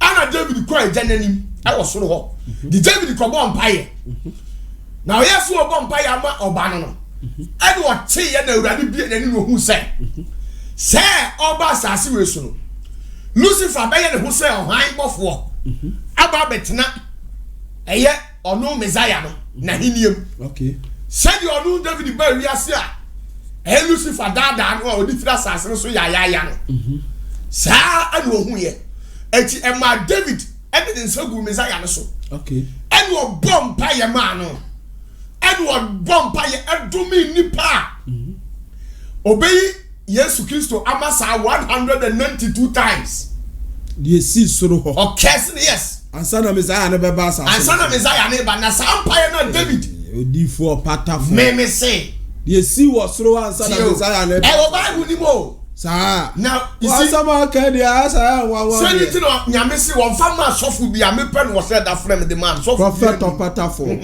wo de onim so oyɛ Judas but ejo ba sa mpaeɛ no ɛno na mpaeɛ na David ɛbɔma Messiah no ɛno ɛna boa yɛ ko yɛ gye Messiah no saa yes asa de yesu o mewunye yɛ nkwa yes ti agye no nkwa ɛti sɛ de yaso obi se on konkran nkɔbɔ bra sɛ wanya obi support a obetuma kodim kran asase no so na brabɔ no ade ne nsɛm what you say saa na kɔ yɛ ɛwɔ Messiah no eti Messiah no hu sɛ asɛm a waka ne wɔ mu no no abɔ mpaeɛ de ama no David ne srɛ ma no asɛm a ɔyɛ yɛ nie ɛna Messiah no so promise David sɛ ɔtumi di nkunim no ɔba soro hɔ a kuro na ɔbɛtete na yɛ efra ne New Jerusalem no ɔde David din ɛna ɛbɛte so yɛ Messiah no so bɔ hyɛ ɔde man no etu ɔba asase so no a ɔtumi bɛko di nkunim wiɛ yɛ no ɛna ɔtete kuro a efra ne New Jerusalem ɛna ɔde David din ɛto so sɛ the city of David okay what you say okay eti David tama ɛnam so kodi nansa ɛwɔ David fie enti no ɔba asase no so enti no kɔ pie firi David abusua mu no okay yɛsi yawo ɔbaba bi ama akɔkɔa bi ama yɛ ɛwɔ David kurom na Judas Iscariot no according to Mesota no ɔmo se tama na Judas Iscariot yɛ akwala no ɛna Lucifer hu no eti Lucifer hyɛ ne ma eti Lucifer ɛna pia na ti kɔ ɛka kyerɛ ne sɛ ɔnkɔ na ɔnkɔ nyame ahenniam na ɔba ne ba na ɔnkɔ hyia no okay na Lucifer na deɛ sɛ ɔbɛtu na ahenni atu agu asase so na asase so deɛ susunifoɔ no hwan Satan eti wɔ pia no so ɔnkɔ agya na ahenniam ɛna ɔkɔ yɛ no so no Yesu gye ne fa so na mmɔ na deɛ David aka de akyerɛ Messiah ne ntini wɔnim ne dada sɛ wei ɔyɛ pataku wɔde odwanoma na ayɛ de akata ne ho yes onim deɛ ebesi dada yadi ka aka ho nsɛm akyerɛ onim ti wɔne Judas nam ne nyina onim no yes ɛmo obi a yɛn mfiri sɛ Kristo ɔgyae ne nyame ban ne to soro ɛna ɔba asase so bɛfa akwate bi ato ne ho so okay eti ne wɔyɛ nipa te sɛ yɛ na abufuo wɔ ne mu okay otumi yɛ nneɛma bi a ɛntere okay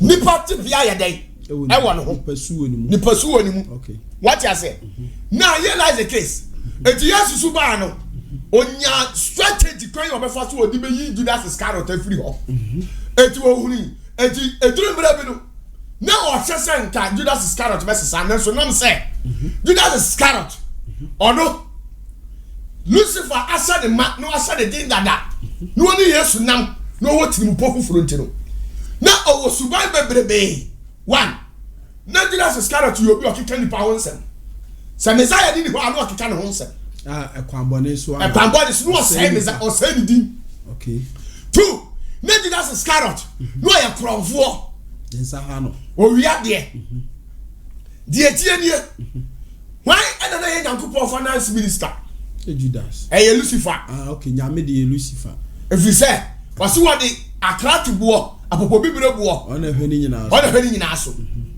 why ɛna na yɛ Yesu Kristo finance minister Judas why na yi Nyankopɔn maayɛ na Lucifer why na yi Yesu maayɛ Judas ɛsɛ bɔnsam na ayɛ no Judas no ne Judas nam Okay. Mami tire wade e. With you. I say. Yesu Kristo ba asase we so. Tamu a omuko afashe no, omuko fie no. Okay. Bible say na omane mu susu say akwala no ye den. Eka ho say ena say nansa. Sa oyira. Na susu mu no ba bi oyira ko ye na ode ne nipadua. Edi o machi mo eya o mo say. Odi o machi so no mu ni o machi o makoto na fie sa nansa so ba hu no. Ahefa na Yesu ko. Sana Judas Iscariot to ya kwala no. Ono so oyira sa nansa.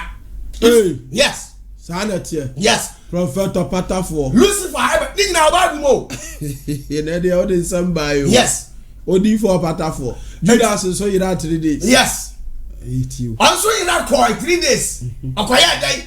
Die no okoya ye. Okay. What you say? Et Yesu hu we nyina wie ye no. Afei oni Judas nam no ma ne mra ne naso on fansesa. Okay. But wansesa. Et wansesa no, wo tokos wo yisu bambo ni edi. Wo yisu bambo ni edi no. Now, oni ne ko twemu afase. Okay. Na ta nansia 6 days am ye di twemu afase. Am oba bi ba ho. Na oba no e ba ho be Yesu adaye wo hwie musra. Oyo.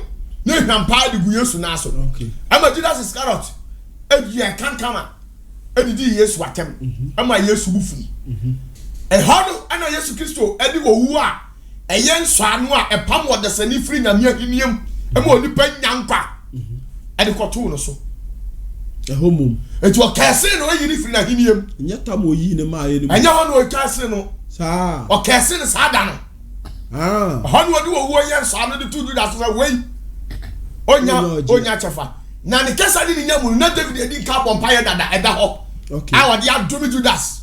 Okay. We dey ji so ni ye wi o. Nsem aka dia ya sum na ya ntibi nsem da o. Untibi so da. De okika no ho ye hu hwe. Ji so chire ye mu. Wo se o Bible ni. O Bible ni. Odi fo yeti. What you say? Et wadi so anu ne man no. Na afei. E wo se Judas Iscariot na nkata ye moja no ho dansefo. Okay. Eti wo mu kwatena ase a. Wa mo communion o ka semi. Wo se we ni honam. We ni moja. Okay. Enya dansefo satam no. Na wo de nsano a efiri wo soro. So anu. Eti wo ma Judas Iscariot enti wo man communion wan no me ye no. Ase no no. Wo de moja ne ye ne dansefo hwegu ni tiri so. Na afọ nso nunum bi. Yes. Na afọ no bi nunum ya no. Tie. Na afọ no omo nunum ya no. Na ye nkese no te se de kese no no.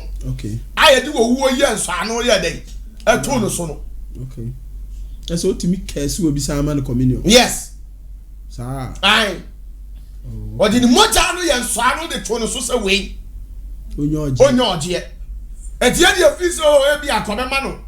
Ohome no oje. Now Yesu obewu. Okay. Okosoro. When you odifo bi kodai. Obo mpan. Enu Yakubu bi na ni odifo Yohane. Oko heaven, aye New Jerusalem. Aye city of David no. Ah, what they say Yesu Kristo, what they say David Bono. What they say David Bono. Oko ya pillar no. Asuafo du mienu ni nyinara. Edi ewo ho. Ehwe pillar no ho Judas ne yedi nya den. Enihu. Anka ho. Yesa ku onya aju oje a akanidi nka ho. Kanidi be ka ho. So what you say? The tosu biem. Okay. Now, that's obi nya vision ko hu. Eko hu. Pillars na si on Judas nka ho. Judas nka ho. Ya confirm say we nya oje. Aye. Okay. Now, nanam say okum. Oyi Yesu mai na David kesi ni ntino. David so bompai wo so say. Ewurade pam Judas Iscariot mfiri na hiniam na obi mfa ne dabere. Okay. Eti pa. Eko fa asuafo mienu. Okay. Eno mu group ya so omo bompai. Na ankomo fa ba kre frɛ ni Judas basabasa. Okay. What you say? Ento mu yi na ho na bofo firi suru be katere omo say. Wey adwubɔne wɔ ne tiri. Judas basabasa. Anu so adwubɔne wɔ ne tiri. Never pa. Ɔmpam na nko. Edi Judas na honte. What you say? Eno nko fa asuani baako efiri baabi. Tombo ba na di ye ba say omo fa we di adwumpa wɔ ne tiri ne frɛ ne Matthias. Esi na 9. Eno di Matthias be si na 9. Okay. Ni nyina wo twere nim. Ni nyina wo twere nim. prophet opatafo etiade so confirm say Judas wanyedai wanyi wodi afi say David ya dome no sensem mienu no wakofa aba enya confirm na wo mu dia na say de o kan dempa de to so mienu miensa o de to so miensa Judas Iscariot odifo ya friend ya aga wo odifo kwada na awrade bia nani ho na obofo ni kire na David ba ni chemka say me eni ni pa amaforo sura sane okay me ena mawu amakwa aba masa ba biem okay na onyankopon ne ba no nipa na oyi ni ba no o ya aboa entiase eni adwene ni amini ni ntinim na sa nipa no ri nya home eni woje e wede na himyem anso confirm ni to o si su say Judas say na me to say ti say utuwe na de ho akwaja bosom okay na bosom no de ho akwaja no say nipa bi obeba de ho bia wo msikasem no bosom ni nkunu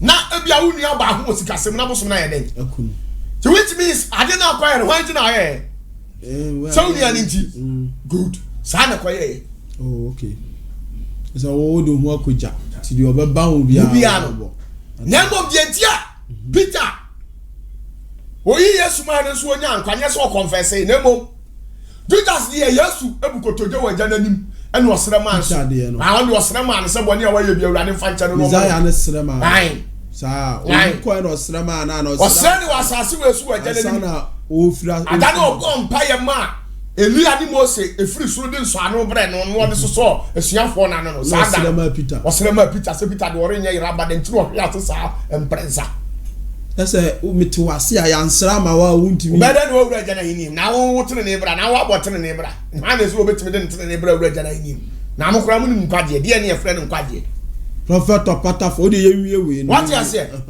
eno ana wo bu Yesu ku no amunu mu ha Yesu ka tire jana se facha wo osere de ma wo mo ansa na wo wu sa kai oi soldiers phone na wansran ko it was slam at once and we tiam obonya meeting at once asuru bie na soldier ni pain na ho no commander no ohun ani so adi hu no ho no obukotoje no pagya ne sakoso wesi wei eni nyankopɔ ba na mpa yes na ni bie wo ba di omo asenu ya ohun tata no ama ode same abo Yesu asenu ya mawi tamo ma Yesu apetese na oje no ye na otia mu na ni bie okay and to amona de omina benya nkwaje ba Judas de pastor Samuel ni edi dada David mpai na obo ono na asam na free so dada papa ono David ne Isaiah ne master ase ne so kora no David yes yenya ma na asam so dada ni abo ne ho mpai ato aye David ne boss ampai ne to so na de mpese mi hu ne se Lucifer na so hu se Messiah na e be ba asase no so prepare so be mo obi apia obi amana ko. It said ya wo dado do prapra nim wonim say ya dan ya afia wura ba dan ababa nti wa mu o mutatu do prapra mu no o mutia o fie wura wa abroche on pass him ti no do ko kete on pass him ti no do ko aduro so no atwa wasu nti ma biem no wa fa ofie no ti wa sa o de atira bebe na bebe tira sa dan ya afie wura beba say no enti ka Judas me twa na su okay that's nko wa fa asase no afa okay Matias here enti Judas de no sa nyoma we di agina so ye di bu anaten onya nkwaje prophet for wuram na the story we dey new to us this all bie code no me ehwe na Proverbs chapter 30 verse 1 to 4 Kofi Poku jemera na samuel ehu mebu se meti aduasa besai ni yi mu aye baako ade ko 9 baako ko ma honya ha o se yakeba ago ensem ni ago sa odifo na okotia David wo sunsum na David ka kire se won wo kwa aba no ne nsem o kan ye ni eti ani so ade hunu adihunu na just a vision o ka say o se obarima no e ka kire Etiel okay obarima ben no ye nkwa eto aso Etiel ni Ukal say na me ye aboa a me nyonipa na enhunumu a onipa wono nipa enhunumu a nipa wono minibi miensa na minsu anyansa na mini okrukru ni no ho enimdie okrukru ni ye hwan ye oso agya nyankopon ye oso wani ni die ya ne hunimdie afa ye ntie enan hwan ena wafro akosoro ose die hwan ena wafro akosoro David ne busaro ose hwan ni nipa afro akosoro emi na wasane bio no wasa ye den wasane na wu akosoro ha wasa ba dem ai Enoch koye no buy. Dabi Oma. Okay, Elia koye no buy. David nkwa na kosoro ho buy. Secret. Dako me petam watchli we mu so. To aswe. Na why na okran from our nsem? Why na okran from ayawa? Okay, hey. Why na obo nsuo boa ntoma mu? What say? Why na bo nsuo boa no a e di audition ntoma ma ya friend na po. Hwan ya? Enye nyame. Ti asebo kan ya ha na ehu no. Why na ode asase anu nyina sisi ho? Why na di asase na na yawa? Kemefo ana. Na NCA fo. Ejana. Okay, to us. Na se wunima. Se wunim na. Ni din de sen. Wasi Nyankopon din sen. Na ne ba din enso de. Ne ba ya dai. Ni din de sen. But wo hu se Nyankopon wo bank wo ka se ne ba so din. Ko on fa ne ba din ma. E John Old Testament ya confirm nyame ba din. Okay. Okay. Mato wase pa. E Jehana David. E me hu sa wa kwa aba.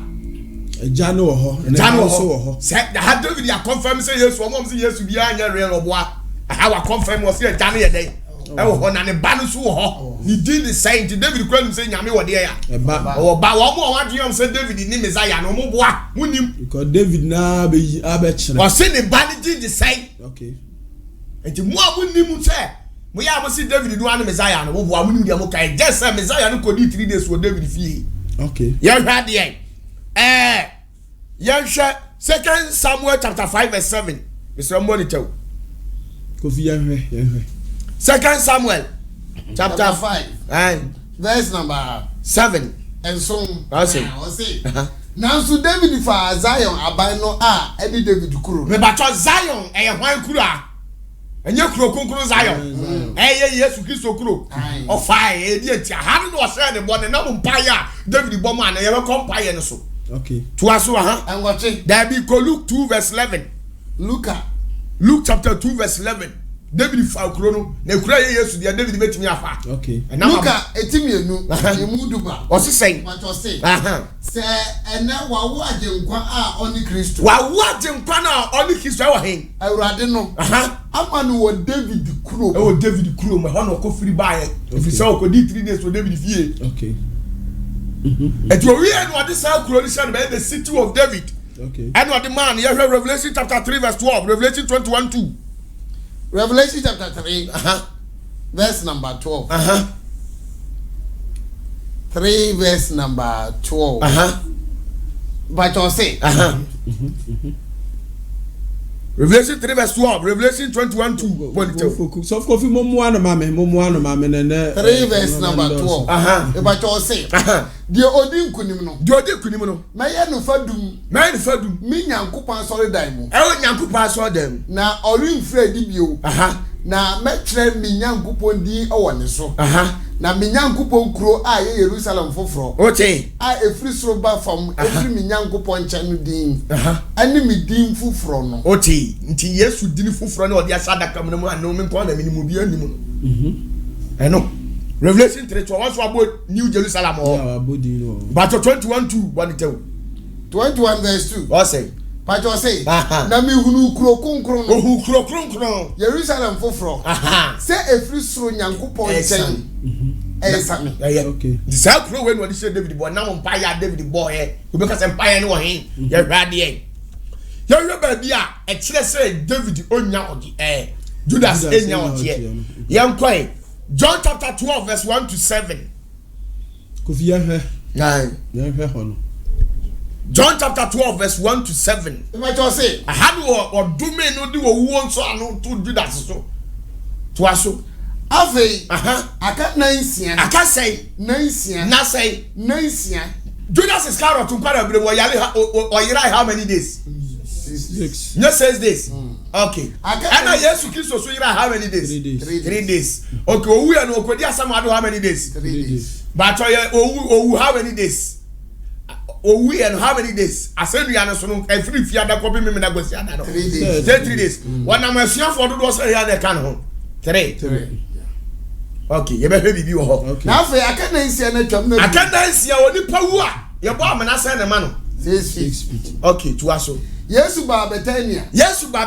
Faako a Lazarus a onyane no firi awu. Faako na Lazarus yenyane no firi awufuo mu no wa no. Ena woto pono e wo ho. Na Martha some. Martha so be so won de osun da bia ona no aduane praprase ona. Na Lazarus de. Na oye won a won no te adu. Ona na wo didi pro dining table no ho no na Lazarus ka ho. Miensa. Ena Maria fa amuhwehwam. Konkrun a ne boye den. E wo konkrun a ne boye den. Karibu baako e de besra Yesu na ho. Na ode ni tirinyi pepa. Yesu na ho. Na enwu no ehwam eye dan mu. Na enwu no hwam no eye dan mu ma. Enan. Ena na suafo no mu baako. Na suafo no baako. A wo fa ni Judas Iscariot. Wan no. Judas Iscariot. Tinse hu no kan he. A obeyi Yesu ama no. Obeyi wan ya. Yesu ama no. To aso e. E kan se. O kan se. Adanti na waton enwuhwehwam yi anye yenare ahasa. Na wanfa ma ahiafo. Enye se odwene ahiafo no nti na woka yewu. Tie Yesu so aso woka enu no. O se Mary di wo so enwudua no gu Yesu na Judas freb oba se na ade no wa me anton kra fa anye denare ahasa. Yesu fa ma ahiafo. Na yanfa ma ahiafo na Yesu se ma me kan kire mo. Se ogu bani mas. Na enye se odwene ahiafo hu nti no woka sa o. Na emom oyorifo. Wa ye hwan? Oyorifo. Judas ya kromfo. Wan so na bai se obewie okum no asai. Yes, Satan. I feel on the aircon. Okay. To us way. Now, Okra Kotoko, no. Tama no Cresicano. Now, Oria. Yeah, or the Egum. Yeah, bound for the area, no do that. I can't attend the command again. To us way. And I yes, you can say. No, yes, you can say. Munyano. Now, or the ye, I see, I'm a see that. What ye do we see at the amount of new Judas and see that. Will be catch us over my boy, I'm not to one, that's why I don't. Why you be spiritually all trying say day? Abeba no ade. Wow. Afa hu kino. Ya kese na to ho. Ya kese ni du nti wei. Ti Yesu no ma na omo ya we say ya kese na to dada. Afa what ya sem na say. Ya hwe. Etu odi ni moja ya nso anu Luke 22 verse 14 to 22. Aye. Luka eti aduonu mienu. Entichemu aduonu mienu. Aye. April. Aye. Na onipa ba no ereko se de. Ya bi Luke 22 verse 14 to 22. Verse 14 to 22. 14 is say. Na donu duru ya no. Donu duru ya no. Obetena ase. Tio, Yesu betena ase. Na asomafo ne eka ne ho. Asomafo ya apostles no a ye na suafo ne Judas so won bi. Na woka kire won se. Pena me pe se. Pena me yedai. Me pe se. Me ne mo edi twam yi. Me pese me ne mo di twam afresh ansa na yedai. Me huna mane. Huna mane. Dunsia. Dunsia. Na me se mo se. Me se mo se. Miri eni bibio. Ahaya me ne mo di sa de ye ni biem. Jida abamu ji eda abamu na nkopanye ni adana abam no awu na na hiniam na motmenya mu aba na metima asa na matena prince wadidi biem na ofa kruwa no dase na oka se munyi die ya munyi yei ahono odi ni moja ye nso anu di group Judas street so epam ni free na hiniam na munchem na munya den munchem na mesemo se mere numbo be abanu bi me de numbo be abanu bi na ya dance ye se wu Judas no den wasubu so be yimi ama me akumi na munum bibio jida nyankopa hini no beba okay to aso e dunkron na ofa pa no so dance bubu yi and ofa pa no so dance bubu ye na ode ma won ka se eni me honam we ni me de me honam munti wode ema munye ye mfa enye me nkae anya de enye me nkae mfa nya nkae enti da bi edi communion bia no e kai nyankopon Yesu Judas no me no okay to aso aduonu sara nso na wo wi adidie no ofa akruwa ne ka se wote sanso ne wi adidie no ofa akruwa ne ka se kruwa yi eni apamfoforo mi moja mu kruwa yi apamfoforo nsano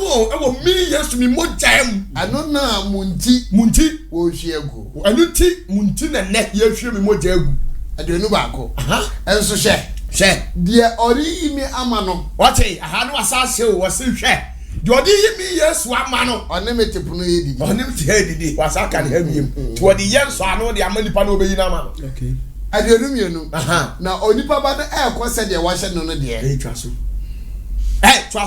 wahye no de na nso onipa a obeyi no amano enwie okay jahano sa curse no last curse ade ne no me aye no moja no twato entie no so no Okay.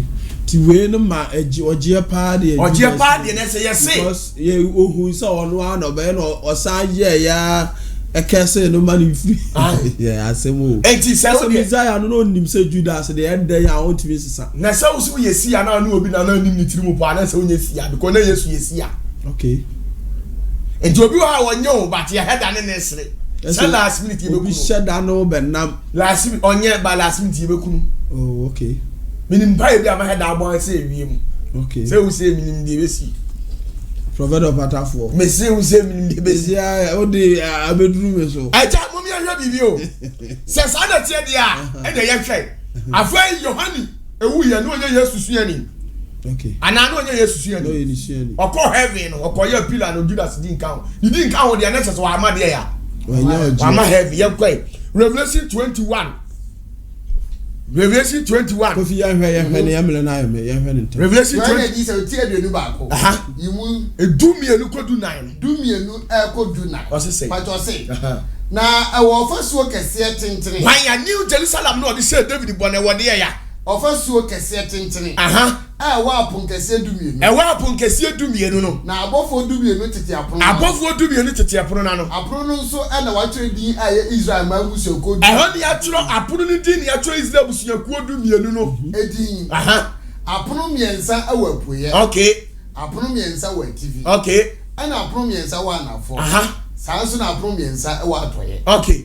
Do 9. O say. Na kronu fasuo ewa afapim dumienu. Okay. The pillar, the foundations of the New Jerusalem. Ewa pillar say. Afapim dumienu a. Adwama no asomafo. Eya asomafo asuafo dumienu ni din ya den. Ni wo so. Meboa. Okay. And the sankofo no Judas Iscariot okasuafo dumienu no. Ede na be me uso nka ho. Ye ko hwe. Ye hwe se obodi dia. Ye ko Acts chapter 1 verse 15 to 26. And say you go say say David na dumi Judas Iscariot free na brabo. Ye hwe ko foko ho hiampa. Asomafo no enwoma. Chapter 50 chapter 1 verse 15 to 26. Esiba ko yimu dunum ekosi aduonu. O say na enayimu Petro so de gina anuanom no. Enayimu na Peter so de gina ye say. Na ngrofuko a we shefa akono beye nipa oha aduonu. Okay, 120. Ai na oka say. Anuanom. Etwa say. Kire ahon konkro nam David anumu nsem. Ote, kire na on konkro nam David die ya. Anumu nsem so. Eka say. Aka na enu nya eba mu ewo Juda a oye won a. Wo chiri Yesu no kwankyerefo. Ote, wa na chiri Yesu kwankyerefo. Juda. Nya Juda. O say David akane won asem say. Obaya na oboy eni gu nipa na o chiri Yesu ne kwankyerefo no. Also akade hagam. Chama say repeat no mo tia say. Anuanom. Etwa say. Kire ahon kokro nam David anumu nsem so. Me say Yesu Kristo ko sira David na oba asase ne so. Empire na nkonkunu ba David so body man no. Oka no akane no. Okane enya ba mu wo Juda a oye won a wo chiri Yesu no kwankyerefo no. Okay. Tuaso.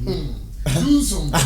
Na wo kan no Efraim. Okay. Sadi pani ya kan ya dai. Efraim. Na chesa ya kan Judas de Efra asuafo dumienu me boa. Nti se cheo obu be yi Yesu Judas afiri mo meka say 11. Ye hwe. Na onya esum yi chefa bi sumen. Okay. Obedi na miemu be sumbi. Na sumoche. Sa ida yi na odi na mumuye akatua enya asase. Okay. Wana yedi na mumu ye kwaja asase. Juda. Nya Judas Iscariot. Tuaso e. Na ne konko be wo ho. Na ne kon be wo ho. Na be wo ho no. Ni mu pae. Na ne yam adi na tugui. Okay o. Tuaso e de tudunkrum. Na wana woti Jerusalem nyina ate. Na wo fra asase no won ara won kasa mu se. Hakaildama asia ni moja asase. Tuaso e. Aduonu. Na wa kire no anyum mumanu. Me ba to wa kire no hefa. Anyum mumanu. Afeni empire na ye koso no. Okay. Anyum no ha na kire nyum. David. Nya David. Tuaso. Etu wa kire no anyum mumanu. Wa kire no Psalms say. Ne tina bre anya amanfo. Ne tina bre nti wo bo odumi Judas Iscariot. Okay. Ama ni yiri nyina wodome ne ka wadumi Judas man tu say Judas yante ne bedin. Okay. Yante ne mede wo nyina wuyi. No wo ye. Hwe wo wo na odfa do no wo ma bebrebe. Judas. A man who have put this go on. So that has only sikaso. Oh, okay. Yawo. We brutal man tell wa brutal. Na the trouble nya amanfo. Na trouble nya dey. Amanfo. Afro say David in a bomb ya to say Judas is scared of trouble nya dey. Amanfo. To aswe. Obiara ntenem. Na ne hya adwuma no de. Na ne nyankopa adwuma na ho ye no. Bacho ofo from fa. Why nya dey? Why no boss empire no? Eh David. Ye be ko hebe bi empire no. Mimi see. Are oni obenya bie so. Na de ye tab no combat. Oh say security wo. To aswe. As enteja say merema a woni ye nante ebre a Awurade Yesu di ye mu achemfre no nyina. Efri Yohane Subo so edi besida a wo fa no eye nchen kosoro no. Emu baako ene ye ne sorry ye ho adansefo. Okay. I was say emu baako be dey. Ebe hye mi bo a. Na so ma pam ho ye firim. Judas. Na mbacho ya pam ho obenya nkwade. Afa ye hwe kwan ye.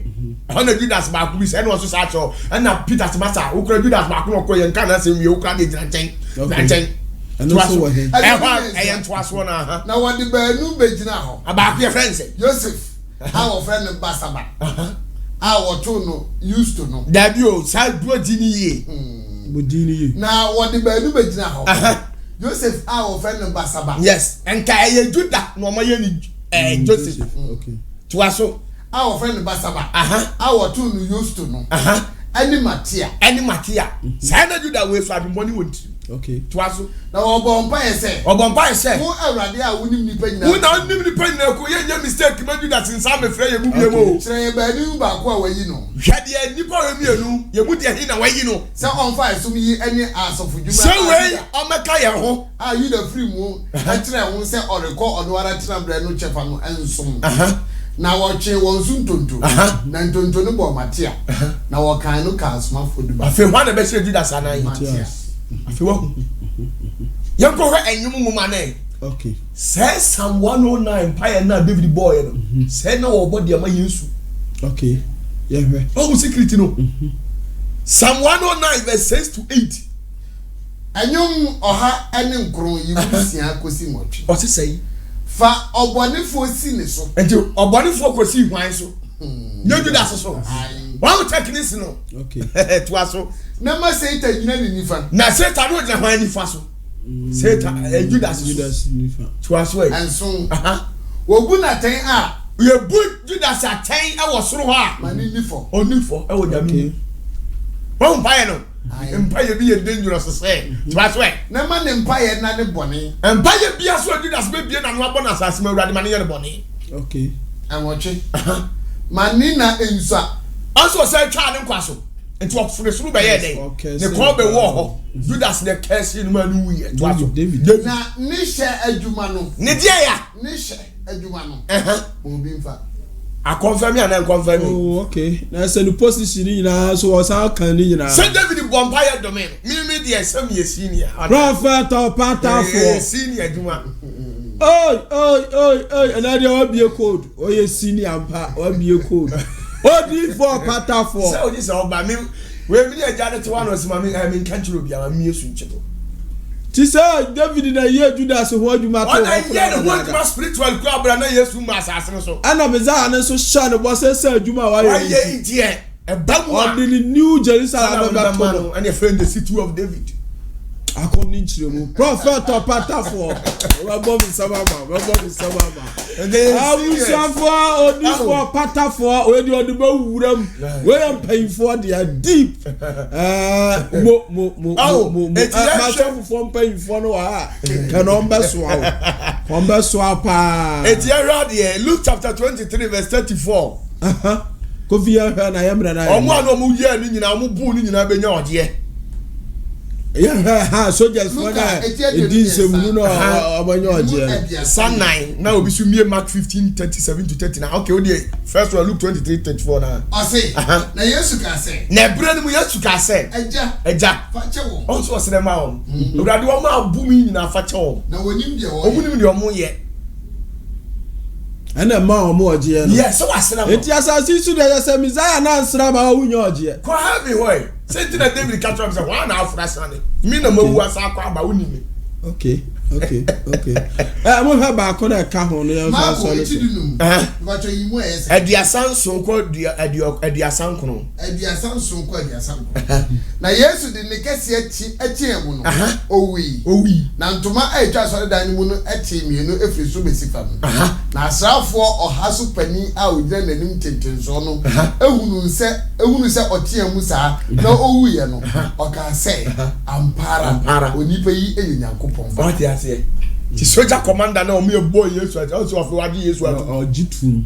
Okay. Confess at once. Say this is power. Okay. Enyamu de na bobo dan no bi. Okay. I'm talking about the real commander na jitum. Commander no. Jitum say, "Ha! We nyame ba na ampa. Ba no wadi awu na wie." Say what they are channel, unso wadi cancer man. Okay. Enti ya hwa de. The entire Judas Iscariot Peter Benyan kwade no. Yeah. Luke 22 verse 31 to 32 was remano. Yeah, Peter there no because no betray no 3 times. You were the new bako. Aduasam bako. Aduasam mienu. Okay. I say Etiquette and Petro pa epa hon commission. Oche, ne pa hon commission. Na hias ye hon commission na Yesu hye no no. Okay. Aduasam bako no. O say Simon. Hwe. Anka na Satan pese. Onyamo na ohuhu mu so se aburo. Okay. Enti Judas de ko ba huhu Peter se aburo no. Okay. Nanso masrema ma wo. Okay. Masrema na de ya. Na ujidie no ansa. Okay. Ti esrema no. Asem ni nyina no. Asasi so ya nsrama wa uni. Ya na obi wonu ate wonu asemi de me mwaja ma me mfu obi yire me nya so we funny. We funny. Uhu nyame da be. Ya ne ani eja ne tesoro oni enim buo mu asem yenim tokoro mu nsem ye won nsem ayenim anipa yan kan kire nipa prophet opatafo ti ansra ma wa unya hini ko have na kwai so what Yesu edi what ye wi akwai ejo bi obenya oje bi agisi esra ma na me si kwai prophet opatafo odi ekọ obi anu obeba sasi so ansra ma na obenya kwai David say one na afura sane ono kure dinu mure bi wasimi za ya so ka bi mame Nyanda kan say David kura afura sane kura minim da abuzafo eyamra na eme na prophet udi na chi a be program ya di 2 hours na be ye ya di mu be si a prophet abata for stage 6 service baso was in it stage 6 mfani o menyina say emra zenit obi fra me was say hi kwa ho ya bobbo ne no ma bi agu ni video no the ba out me ye obi me si wo mra de ya stage 6 ni pa bia mra so okay na edano enyoma nyam be ye ebe na nyame ya adum adasene ade me kire de ma me no stage service okay na Sunday wo ho Sunday me ya so Tuesday council na de unim Friday ni na aduru kwada na manage ukuada empire kese bi ameye na apra na no chese emafo bompa ni sa ya ba pa ni ya le se mi mukura me ya ne o pa awu bompa ni sa me nyanti mi ya ho de da I go piamo umpaye hu obi amra etu kwada bra bobi na ko bobi na elde kwa bra bobi okay just 2 hours and if you dance so you say the ye the hey oje time obi afa question bra udi efia da bia question bia ko fa bra